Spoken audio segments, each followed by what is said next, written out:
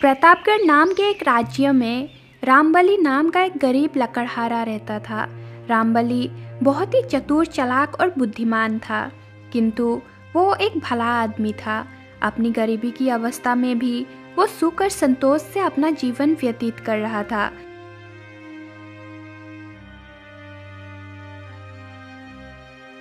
उसकी पत्नी गर्भवती थी।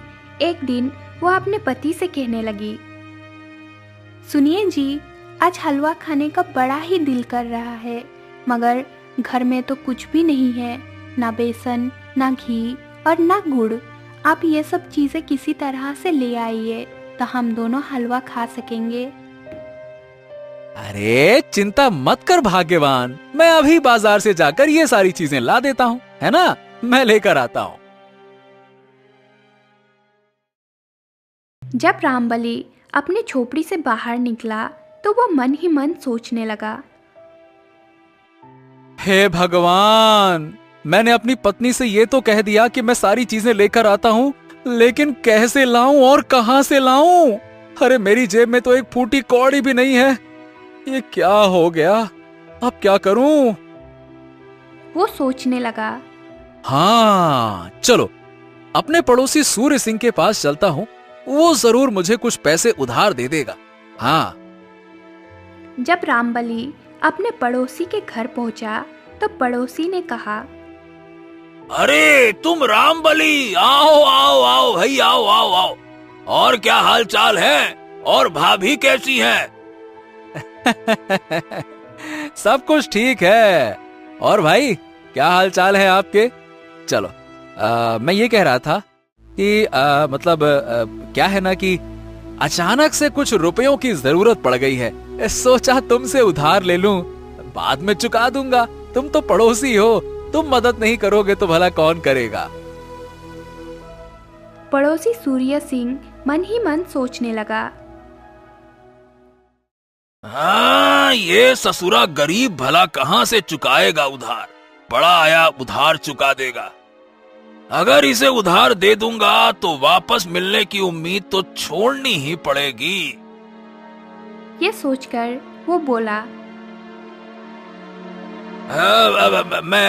मैं ये कह रहा था रामबली कि देखो मित्र, तुम बड़े ही बुरे वक्त में आए हो। देखो ना, मैं तो वैसे राजा का महावत हूँ, पर तुम्हारी ही तरह हूँ तो गरीब ही ना। आजकल तो मेरा हाथ बहुत ही तंग चल रहा है। अब अपनी हालत के बारे में भला मैं तुम्हें क्या बताऊं? आज तुम्हारी भाभी का भी दिल कुछ मीठा खाने का हो रहा था, मगर मेरे पास फूटी कौड़ी भी नहीं है कि बाजार से कुछ ला सकूं। अब बताओ भला मैं क्या करूं? ओ, तब तो मैंने व्यर्थ ही तुम्हें तकलीफ दी। चलो भैया, माफ करना। अच्छा, चलता हूं। तभी सूर्य सिंह की पत्नी की आवाज रसोई घर से आई, अजी सुनिए, खीर बनकर तैयार है। रसोई घर से आई पत्नी की आवाज सुनकर सूर्या एक बार तो हड़बड़ा गया, मगर फिर तुरंत स्थिति संभालते हुए बोला, अच्छा मित्र, लगता है कि मेरी पत्नी ने खिचड़ी बना ली है। सही कहूं तो बहुत अच्छी खिचड़ी बनाती है, लेकिन जैसे हालात है गरीबी वाले, उसके हिसाब से तो पेट भरने लायक पूरी मिलेगी ही नहीं। पर क्या करें, आधे पेट खाकर ही संतोष करना पड़ेगा। यही तो है मजबूरी, और क्या है। इसके बाद रामबली उसके घर से चला गया। बाहर निकलकर रामबली सोचने लगा, बड़ा आया मजबूरी मजबूरी। खैर कोई बात नहीं सूर्य सिंह, तुम मुझे कुछ देना नहीं चाहते थे, इसीलिए कुछ ना होने का दिखावा कर रहे थे। रसोई घर से भीनी भीनी सुगंध भी आ रही थी। जरूर उसकी पत्नी ने खीर बनाई थी। वो अपने ही विचारों में डूबा हुआ था और सोच रहा था, हाँ, अब क्या करूं, किसके पास जाऊं, कौन देगा उधार? लगता है पत्नी की इच्छा मैं पूरी नहीं कर पाऊंगा, क्या करूं? चलते चलते रामबली की नजर एक बड़े सुंदर घर पर पड़ी। जिस पर बहुत ही अच्छी सजावट हो रही थी। निकट से गुजरते हुए एक राहगीर को रोककर रामबली ने पूछा, हाँ, क्यों भाई, ये मकान किसका है और आज इतनी सजावट क्यों है यहाँ पर? अरे भैया, तुम्हें नहीं मालूम क्या? ये मकान नगर सेठ शंभू प्रसाद जी की हवेली है, हवेली। तुम कहाँ इसे मकान कहते हो, हैं? विवाह के 15 साल बाद सेठ जी के यहाँ बेटे का जन्म हुआ है। ऐसी धूमधाम में अब वो खर्चा नहीं करेंगे तो भला कब करेंगे भैया, बताओ? आज सेठ जी के बेटे का जन्म हुए 5 दिन बीत चुके हैं। कल छठी की पूजा की जाएगी और नामकरण संस्कार होगा। मगर ये सजावट और धूमधाम शायद कई महीनों तक चलने वाली है।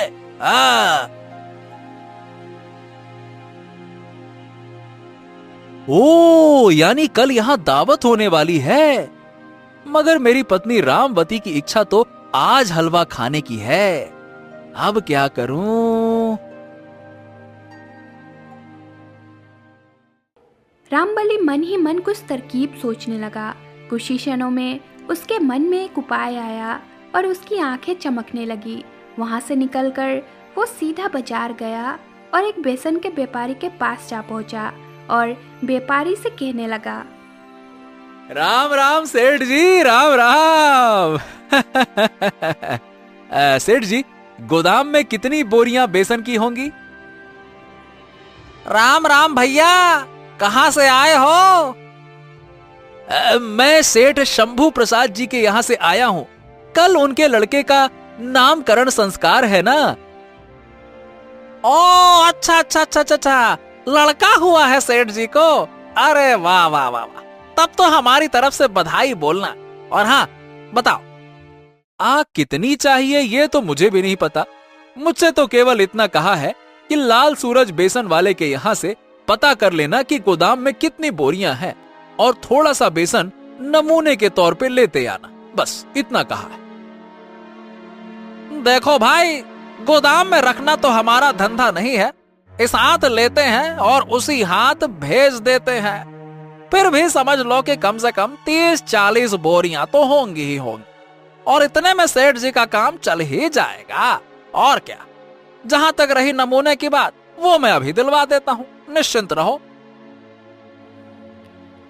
सेठ ने अपने नौकर को आवाज लगाई, अरे हरिया, अरे ओ हरिया, अरे कहाँ मर गया रे? अरे भाई, जल्दी से इस आदमी को एक पाव बेसन दे दो। हाँ, इधर आ, इधर आ। सुन, एक पाव बेसन निकाल के दे दे इस आदमी को। यह नमूने के तौर पे ले जाकर सेठ शंभू प्रसाद जी को दिखाएगा। दे दे, फटाफट दे दे, निकाल के चल। रामबली ने एक पाव बेसन लिया और वहां से चलता बना। इसके बाद वो एक घी के व्यापारी के पास पहुंचा। अरे राम राम लाल जी, राम राम। अरे जय राम जी की। हाँ बोलो भैया। घी के 50 डब्बे होंगे क्या सेठ जी? 50? मिल जाएंगे। पर भाई तू कहाँ से आया है रे, और किसने भेजा है तुझे जो 50 डिब्बे चाहिए हैं? अरे सेठ शंभू प्रसाद जी ने कहा है मुझे। कल उनके बेटे का नामकरण संस्कार है, घी के लिए पूछ रहे थे।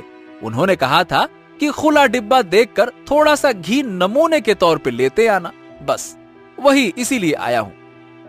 अरे अरे अरे, ये क्या बात हुई नमूना लेकर आना? सुनो, कल जो घी हमने भेजा था, क्या वो मिलावटी था क्या? हैं?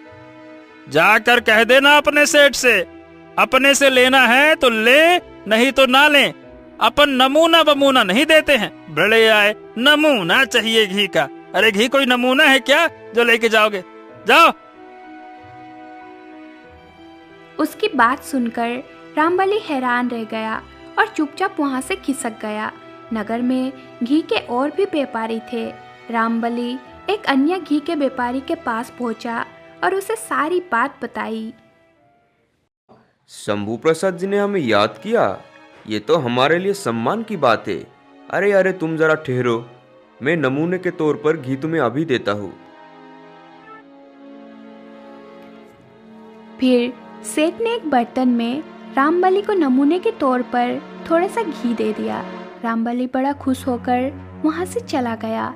इसके बाद रामबली एक गुड़ के व्यापारी के पास गया और उसे भी यही बात कही कि उसे नगर सेठ शंभू प्रसाद ने भेजा है और नमूने के तौर पर थोड़ा सा गुड़ चाहिए।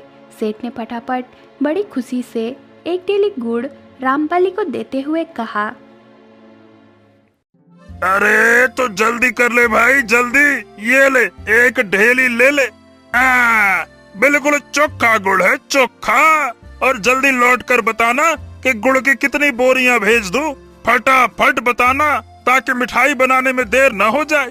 मिठाई जितनी सुकून से बने उतनी ही स्वादिष्ट बनती है ना?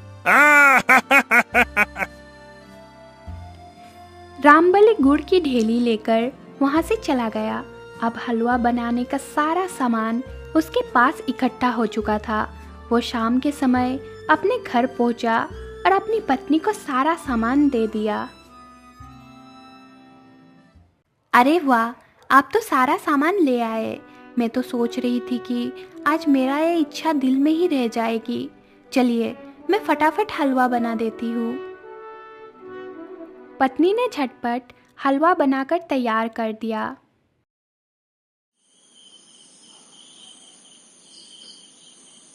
संयोग की बात ये थी कि उसी रात राज्य का राजा प्रताप सेन भेष बदलकर अपने राज्य में घूम रहे थे। ठीक उसी समय वो लकड़हारे रामबली की झोपड़ी के पास पहुंचा और दोनों पति पत्नी की बातें सुनने लगा। झोपड़ी के अंदर रामबली ने अपने पत्नी से कहा, हाँ सुनो भाग्यवान, तुमने हलवा तो तैयार कर दिया है, मगर हम इसे अभी नहीं खाएंगे। क्या? अरे क्या है कि वो अपना पड़ोसी है ना, राजा का महावत सूर्य सिंह। हाँ, तेरी इच्छा पूरी करने के लिए मैं उससे कुछ पैसे मांगने के लिए गया हुआ था उधार में। वो कह रहा था कि उसकी पत्नी की इच्छा भी हलवा खाने की है। अगर वो इस वक्त यहाँ पे आ गया ना, तो हमें ना चाहते हुए भी हलवे में से कुछ हिस्सा उसे और उसकी पत्नी को देना पड़ेगा। फिर हमारे हिस्से में क्या आएगा, सोच भला। हे राम, फिर तो मैं दिया बिना जलाए रखूंगी। अंधेरे में ही हम दोनों बैठकर इस हलवे का आनंद लेंगे। दोनों पति पत्नी ने ऐसा ही किया। वो अंधेरे में ही बैठकर हलवा का आनंद लेने लगे। उसी समय राजा प्रताप सेन भी झोपड़ी के अंदर दाखिल हो गया। अंधेरे का फायदा उठाकर वो उनके साथ बैठकर हलवा खाने लगा। दोनों पति पत्नी इस बात से अनजान थे कि कोई तीसरा व्यक्ति भी उनके साथ हलवा खा रहा है। राजा प्रताप सेन के आ जाने से हलवा कुछ जल्दी ही खत्म हो गया। इस पर रामबली और उसकी पत्नी दोनों को बड़ा आश्चर्य हुआ। अरे जल्दी खत्म हो गया? भाग्यवान, ये हलवा इतनी जल्दी कैसे खत्म हो गया है? रामबली ने तुरंत दिया जला दिया। तभी रामबली ने देखा कि वहां एक तीसरा व्यक्ति भी मौजूद था। उसे देखकर वो हैरान रह गया और कहने लगा, हैं? ए भाई, कौन हो तुम? यहाँ कहाँ से आके बैठ गए भाई? हैं? कौन हो? मैं तुम्हारा मेहमान हूँ। हलवा तुमने बहुत अच्छा बनाया, कुछ भी कहो। अति उत्तम, अति उत्तम। सुनो, मेरी ओर से इसे तुम उपहार समझ के रख लो।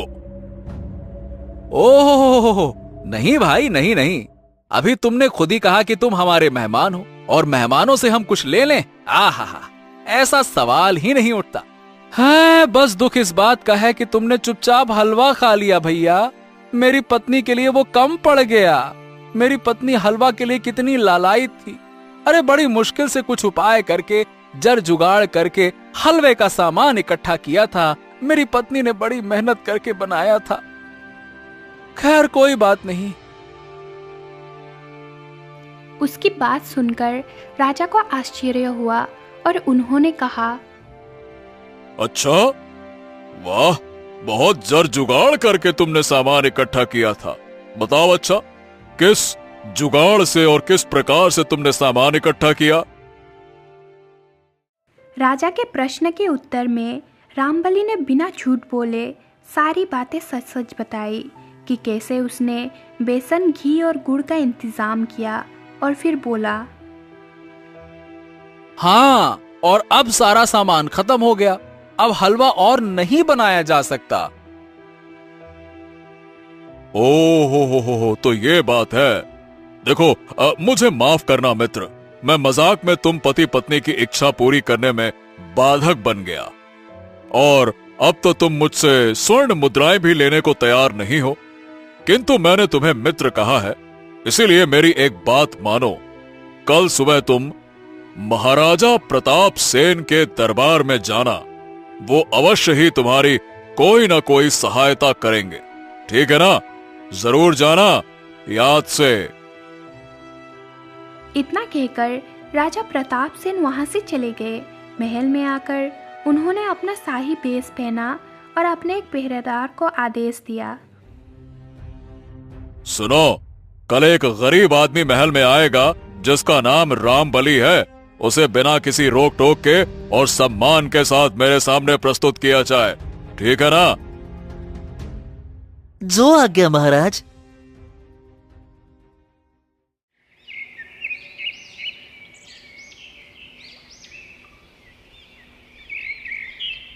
अगले दिन सुबह रामबलि की पत्नी ने अपने पति को उठाया और कहा, आज आपको राजमहल के लिए जाना है। सुनिए, आप पहली बार राजमहल जा रहे हो, क्या खाली हाथ जाओगे? महाराज के लिए आपको कोई भेंट ले जानी चाहिए। अरे, हमारे पास है ही क्या महाराज को देने के लिए? आप चिंता मत कीजिए, जाइए राजमहल और देखिए वहाँ क्या होता है। जहाँ तक महाराज को उपहार देने की बात है, परसों मैंने एक कबूतर पकड़ा था, मैंने उसके पर काट दिए हैं उसे पालतू बनाने के लिए। आप वही कबूतर महाराज को उपहार के रूप में दे दीजिए।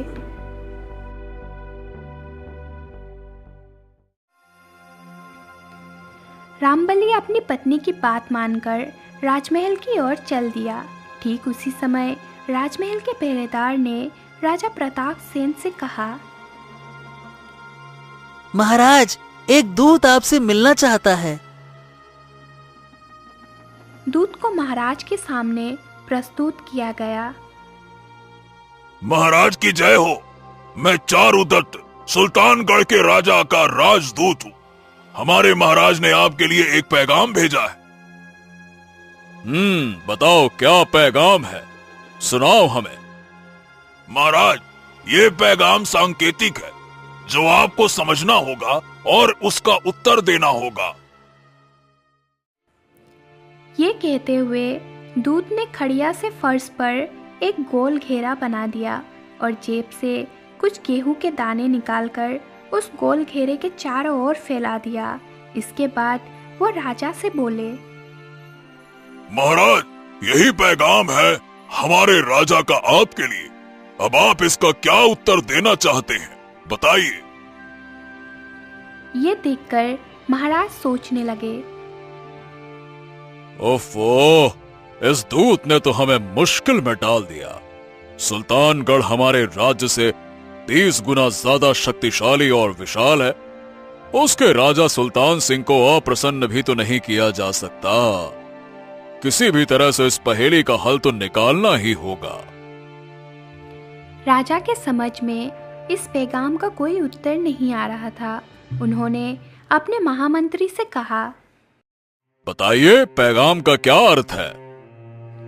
परंतु महामंत्री और बाकी सभी मंत्री मिलकर भी इस पैगाम का कोई उत्तर ना समझ सके। पूरे राज दरबार में सनसनी और भय का माहौल पैदा हो गया था।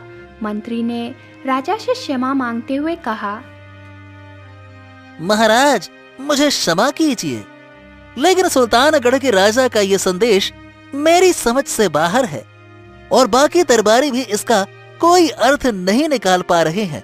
क्षमा चाहते हैं महाराज।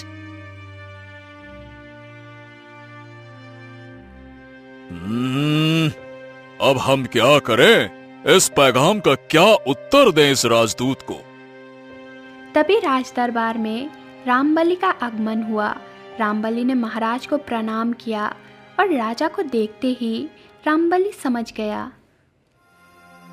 अरे ये तो वही व्यक्ति है जो रात को भेष बदलकर मेरे घर पर आया था। हाँ। राजा ने भी रामबली को पहचान लिया। राजा प्रताप सेन की नज़र जैसे ही रामबली पर पड़ी, उन्हें पिछली रात की घटना याद आ गई। दिमागी रूप से बेहद परेशान होने के बावजूद उन्होंने बड़े ही प्यार से रामबली का स्वागत किया। अरे आओ आओ मित्र, आओ आओ आओ। तुम्हारे राज दरबार में आने की बात तो हम बिल्कुल भूल ही गए थे, इसलिए तुम्हारे स्वागत सत्कार का कोई प्रबंध नहीं करवाया। क्षमा चाहते हैं हम। अरे महाराज, आप कैसी बातें कर रहे हैं? मैं तो आपका सेवक हूं और आपके दर्शन के लिए आया था। मेरे लिए तो यही बहुत बड़ी बात है कि आपने मुझे मतलब सबके सामने पहचान लिया। बल्कि मैं क्षमा चाहता हूं, कल मैंने आपको नहीं पहचाना था। अनजाने में कोई भूल हो गई हो तो नादान समझकर मुझे माफ कर दीजिएगा महाराज। अरे अरे अरे, इसमें माफी मांगने वाली क्या बात है? बल्कि माफी तो हमें मांगनी चाहिए, जो राजा होते हुए भी तुम्हारी और तुम्हारी पत्नी की इच्छा में हम बाधक बन गए और तुम्हें हलवा नहीं खाने दिया। क्षमा प्रार्थी तो हम हैं। राजा प्रताप सेन और रामबली की बातों को कोई मंत्री और दरबारी समझ ना सके। कुछ देर बात करने के बाद रामबली राजा प्रताप सेन के चिंतित चेहरे को देखकर समझ गया कि महाराज किसी परेशानी में हैं और उसने कहा, महाराज, आप कुछ परेशान दिखाई दे रहे हैं। यदि आप चाहें तो आपकी परेशानी आप मुझे बता सकते हैं। रामबली अपने झोले में कबूतर को रखकर लाया था। राजा प्रताप सेन ने एक क्षण सोचा और फिर रामबली को अपनी परेशानी बता दी। उनकी बात सुनकर रामबली ने कहा, ओ, तो सुल्तानगढ़ के राजा के इस पैगाम ने आपको परेशान कर रखा है। यदि आप आज्ञा दें तो मैं इसका उत्तर दे दूं।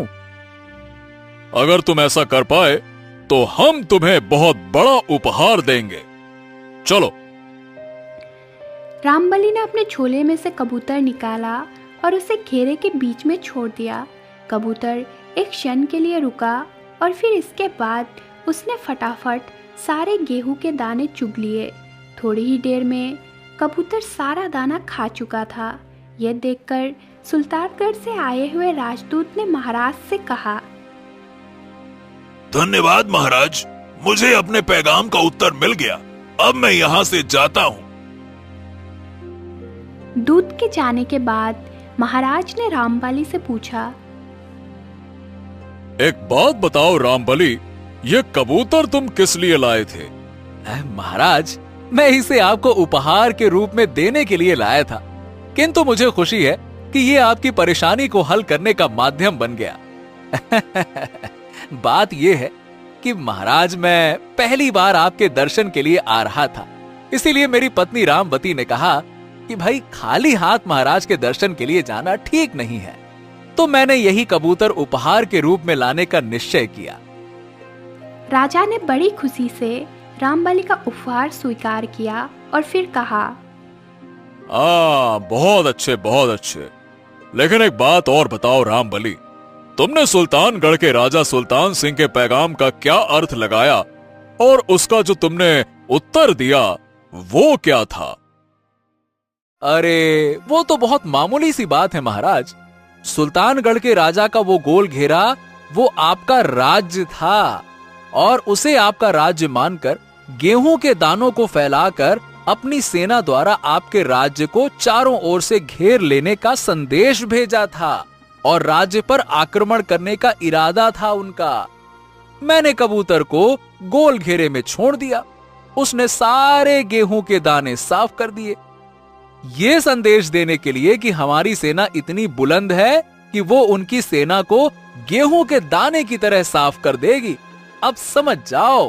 हाँ, बस इतनी सी बात है हमारा। रामबली की बात सुनकर राजा बड़े प्रसन्न हुए और बोले, अच्छा। शाबाश शाबाश रामबली, तुम्हारा दिया हुआ उत्तर हमें बहुत पसंद आया। उसे अब समझ में आ जाएगा कि हम क्या कहना चाहते हैं। हम डरपोक नहीं हैं, हम मुकाबला करने वालों में से हैं। ठीक है, तो आज से हम तुम्हें अपना विशेष सलाहकार नियुक्त करते हैं। महामंत्री जी, रामबली के लिए एक सुंदर भवन तैयार करवाइए।